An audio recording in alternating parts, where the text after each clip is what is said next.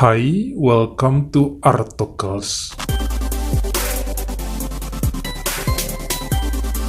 Hari ini saya akan ngebahas kasus yang mengerikan menimpa seorang pria tua karena pengkhianatan istrinya. Tapi bukan tanpa alasan juga semua terjadi, dan seperti biasa nanti kalian sendiri yang bakal menilai apakah wajar hal yang dilakukan pasangannya ini atau terlalu berlebihan. Segera akan kita bahas lebih dalam. Sebelum dilanjutkan, dukung dulu channel ini dengan mencet tombol subscribe dan juga dinyalain notifikasinya supaya lain kali kalau misalnya saya upload sesuatu yang seru, kamu jadi orang pertama yang tahu.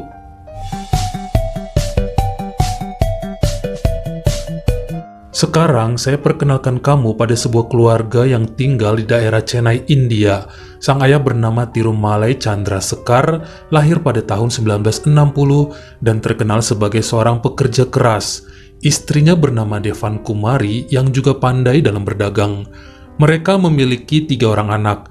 Yang pertama ada Chandrayan, kedua Rajita, dan si bungsu Nikitran yang bisa dibilang dibesarkan dengan disiplin oleh kedua orang tuanya. Sayangnya sang ibu harus pergi untuk selamanya pada tahun 2004 saat anak-anak mereka beranjak dewasa. Setahun kemudian, Tirumalai mulai membuka usaha dalam bidang penjualan gas LPG, semacam agen besar dengan 7 orang karyawan.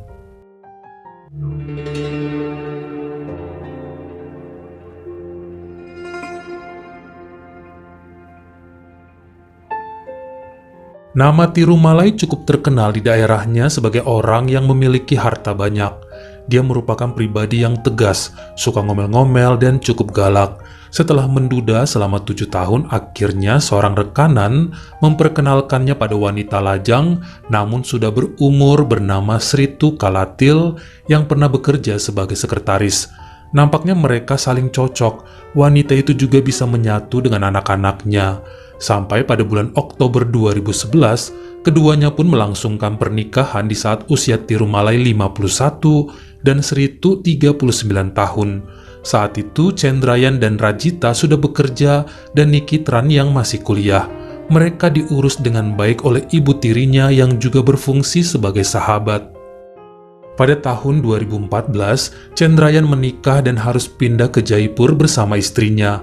Hal ini diikuti Nikitran yang menikah di tahun 2016 lalu pindah ke Ahmedabad. Hanya Rajita yang tidak diizinkan ayahnya pergi dari rumah. Makanya setelah menikah dengan Atarmo Panar di tahun 2017, dia masih tinggal bersama suaminya di kediaman Tirumalai. Namun hubungannya sangat baik dengan Sritu. Bahkan saat melahirkan seorang bayi di tahun 2018, ibu tirinya tersebut membantu dalam mengurus cucu. Seperti yang saya info sebelumnya, Tirumalai orangnya sangat keras dan gak bisa dilawan. Sejak menikah dengan Sritu, tujuannya adalah memiliki pendamping yang akan jadi temannya sampai tua.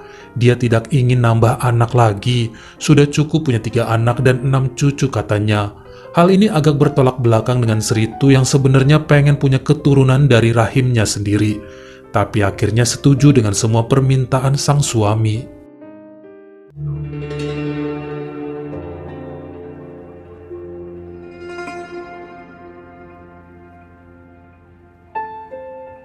Pada awal tahun 2018, kesibukan Pak Tirumalai mulai bertambah karena dia menjadi pemilik waralaba atas sebuah minimarket bernama Reliance Fresh.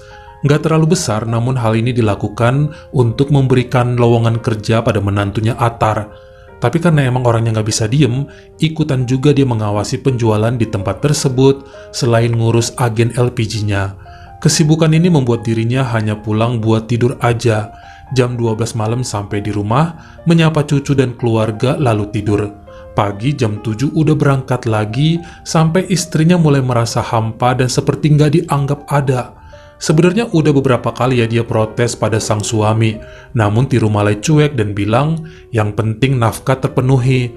Toh udah sama-sama tua, emang mau ngapain lagi sih mesra-mesra nggak jelas? Sementara pada Rajita, dia juga sering curhat namun putrinya itu cuma bisa memberikan semangat aja karena bapaknya keras kepala, jadi susah buat dilawan. Sampai kemudian Sritu ketemu pada titik jenuh pernikahannya. Namun dia juga nggak mau berpisah karena usianya udah 47 tahun dan butuh pendamping. Siapa yang bakal memberinya makan, menemaninya di kala tua sebab dia pun nggak punya keluarga lagi. Tapi setelah 8 tahun menikah dan 3 tahun terakhir nggak pernah disentuh sama sekali, membuatnya haus juga sama belayan. Dirinya pun belajar main Facebook dan mulai kenalan dengan pria-pria muda yang mau diajak kencan. Dia bahkan rela membayar mereka untuk sebuah kepuasan sesaat. Sritu juga yang mengeluarkan uang untuk biaya hotelnya. Ini berjalan selama 3 bulanan sejak awal tahun 2019. Pada bulan April, ternyata Tirumalai memberitahukan pada istrinya bahwa dia punya keinginan untuk menikahi seorang janda dari sahabatnya. Rencana ini dia sampaikan juga kepada anak-anaknya. Bahkan jika Sritu enggak terima untuk dimadu, boleh kok minta cerai secara sah. Ketiga anaknya sempat marah karena bagi mereka itu enggak adil untuk Sritu yang sudah setia selama 8 tahun menjadi pendamping ayahnya. Namun Tirumalai enggak mau mendengarkan mereka. Tinggal pilih aja, terima kehadiran istri muda atau pisah, simpel kok. Namun kelihatannya sang ibu tiri belum mampu memberikan jawaban apa-apa karena cukup kaget dengan pengumuman ini. Di lain sisi dia juga takut tidak memiliki uang kalau berpisah. Beberapa hari kemudian Sritu memberanikan diri membuka brankas milik suaminya saat rumah sepi. Di situ dia melihat bahwa Tirumalai pernah menuliskan surat wasiat di mana sang istri akan mendapatkan warisan sebesar 25% dari semua total kepemilikan harta, rumah, dan usaha yang ada. Bahkan suaminya juga memiliki asuransi jiwa yang nilainya sebesar 20 juta rupiah atau sekitar 3,5 miliar rupiah yang akan jatuh ke tangan istrinya jika terjadi apa-apa sama dia. Angka-angka ini membuat wanita tersebut hilaf. Dia merasa jika istri muda kelak hadir, semua uang itu bisa aja berpindah dari tangannya. Apalagi kalau minta pisah, bisa-bisa sepeser pun dia nggak dapet. Nggak rela apa yang ditakutkannya akan terjadi, Sritu merencanakan sebuah hal yang jahat untuk melenyapkan suaminya. Butuh 2 minggu baginya menyusun skenario agar bisa melancarkan aksinya. Dan ternyata dirinya nggak akan mampu melakukan sendiri, butuh tenaga bantuan. Pada hari Selasa malam 14 Mei 2019, saat Tirumalai mau tidur, Sritu sengaja menaruh obat tidur pada minuman suaminya menjelang naik kasur. Dalam kurun waktu 1 jam, Tirumalai langsung terlelap dan wanita tersebut menunggu agak sunyi untuk menjalankan aksinya. Namun ternyata pas tengah malam, si bungsu Nikitran datang sebab membutuhkan ijazah SMA-nya untuk sebuah kepentingan. Dirinya menggedor kamar ayahnya yang terpaksa dibukakan oleh Sritu. Karena sulit dibangunkan, akhirnya lelaki itu membuka lemari bapaknya dan membongkar beberapa berkas lama di mana dokumen jadul berada. Nikitran sempat heran karena kok ayahnya susah dibangunin, soalnya ada juga yang mau dia tanya. Namun Sritu hanya menjawab, "Ya, bapakmu kalau kecapean suka gitu, susah dibangunin." Lelaki itu pun akhirnya mendapatkan apa yang dicarinya dan kembali ke Ahmedabad malam itu juga karena memang ada hal yang mendesak di sana. Setelah keadaan sunyi sekitar jam 3 pagi, jadi udah masuk ke hari Rabu 15 Mei 2019, Sritu menjalankan niatnya. Dia gunakan pisau tipis untuk menghabisi suaminya hingga Pak Tirumalai menghembuskan nafas terakhir di usianya yang ke-59 tahun. Lalu menyembunyikan tubuh tersebut di bawah kasur. Setelahnya dia menghubungi Gautam Servai. Pria berusia 27 tahun ini adalah lelaki bayaran yang jasanya pernah dipakai oleh Sritu. Gautam kemudian membawa mobil Tirumalai ke belakang minimarketnya, lalu ditinggal begitu saja. Kuncinya juga dibuang. Sampai jam 6 paginya, Rajita kaget saat mobil ayahnya sudah tidak di depan rumah.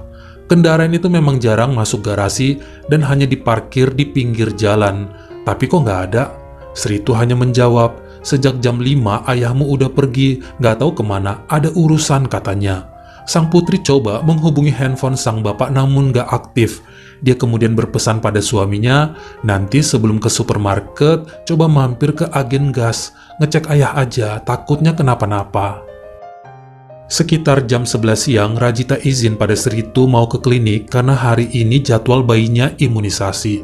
Dan seperti biasa membawa ART mereka untuk menemani. Tinggallah sang ibu tiri sendirian di rumah, lalu menghubungi pria bayaran lainnya yang jasanya juga pernah dipakai sama dia, bernama Divinan Udayar. Lelaki ini yang kemudian membantu memindahkan tubuh tak bernyawa Pak Tirumalai dari kolong tempat tidur ke lantai 4 di mana tangki air berada. Di situ terdapat 2 toren besar, namun hanya satu yang digunakan sebab yang satunya sudah berkarat dan hampir nggak tersentuh bertahun-tahun. Tangki ini yang mereka buka dengan susah payah dan memasukkan Tirumalai ke sana. Setelahnya, Divinan pun pergi dengan bayaran dan keberadaan pria tua tersebut tak diketahui sampai sebulan lebih. Bahkan semua anaknya sampai pulang dan melakukan pencarian serta pelaporan pada pihak berwajib. Anehnya, handphone ayahnya ada di kamar dalam keadaan off, padahal Tirumalai nggak pernah ninggalin handphonenya karena dia terbilang orang sibuk.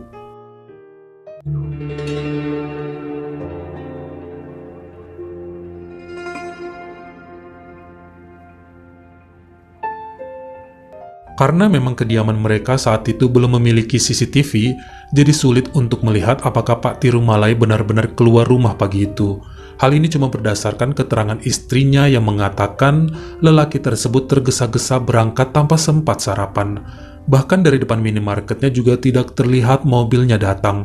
Namun sudah ada di parkiran belakang dan di halaman belakang nggak ada CCTV juga. Tapi aneh aja, kalau emang niatnya mau ke minimarket sebab kan saat itu masih tutup. Menantunya Atar yang biasa buka jam 8 pagi. Jadi buat apa Tirumalai ke sana kalau emang di situ masih kosong dan gak bisa masuk juga? Penyidik kemudian membuka paksa mobilnya untuk mencari petunjuk. Ada sidik jari dan DNA milik orang asing.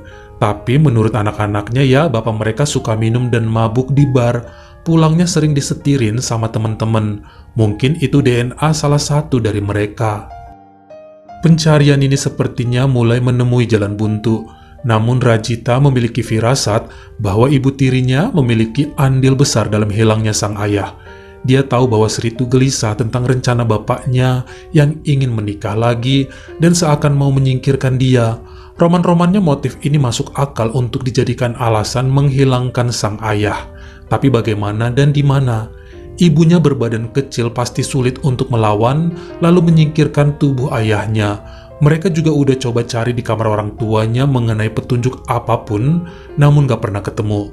Sampai pada hari Sabtu 27 Juni 2019, saat air di wastafel dapur agak mampet, sang ART naik ke lantai 4 dan coba memeriksa. Siapa tahu ada selang atau saluran yang bocor dari tangki menjadi penyebabnya. Di situ dia mencium aroma tidak sedap yang sangat menyengat. Awalnya berpikir mungkin ada bangkai hewan di sana dan melaporkan pada Rajita supaya dipanggilkan tukang pembersih. Si tukang pun datang dan cukup kaget sumber bau menyengat tersebut datangnya dari tangki lama yang berisi tubuh tak bernyawa Pak Tirumalai. Dia lapor pada Rajita yang kemudian menelepon pihak berwajib. Sejak awal ditemukannya sang suami, Sri itu nampak diam aja seperti merasa bersalah. Apalagi kalau Rajita mulai menuduhnya terlibat, karena nggak mungkin ayah mereka masuk ke dalam toren sendiri dan menutupnya lagi. Bekas luka menurut otopsi juga dilakukan oleh pihak luar, dan ditemukannya kandungan obat tidur pada organ tubuh, menunjukkan semua telah direncanakan dengan matang. Belum dilakukan sidik jari dan tes DNA oleh pihak yang berwenang, malah kemudian Sri itu mengakui bahwa semua memang perbuatannya. Dia bilang pada penyidik itu adalah rencananya karena dirinya nggak rela dimadu. Dia juga ingin mendapatkan warisan serta asuransi jiwa milik suaminya. Karena bagaimanapun jika punya istri baru nanti, Tirumalai pasti bakal mencampakkannya begitu saja karena lelaki itu super tega dan nggak punya perasaan. Dari keterangan Sri itu juga, akhirnya ditahanlah 2 orang pria bayaran yang ikut membantunya, yakni Gautam dan Divinan. Karena menurut keterangan anak-anaknya, ibu tirinya nggak bisa nyetir mobil, jadi pasti ada bantuan orang lain yang memindahkan kendaraan itu. Pasti ada yang bantu bawa ayahnya ke lantai 4 dan memasukkan ke dalam tangki. Sebenarnya Sri itu juga awalnya nggak mau ya membawa-bawa nama 2 pemuda tadi, sebab perjanjiannya kan semua tanggung jawab dia. Namun karena disudutkan terus akhirnya dikasih tahu juga. Nggak bisa mengelak karena ada bukti histori SMS mengenai persetujuan ini. Makanya Gautam dan Divinan ditahan. Mereka pun mengaku dibayar masing-masing sebesar Rp150.000 atau sekitar 25 juta rupiah, namun keduanya tidak terlibat dalam perencanaan dan gak ikut menghabisi Pak Tirumalai, cuma menyingkirkan saja. Sang pengacara Karan Tukral mengatakan bahwa pernikahan yang dijalani Sri itu tidaklah bahagia. Dia dilarang untuk punya anak dan diperlakukan hanya sebagai pesuruh. Bahkan saking takutnya sang istri hamil, itu Pak Tirumalai malah lebih suka jajan di luar dibandingkan menyentuh istrinya. Di lain pihak, Sri itu merasa sudah terlanjur terjebak dalam perkawinannya sendiri.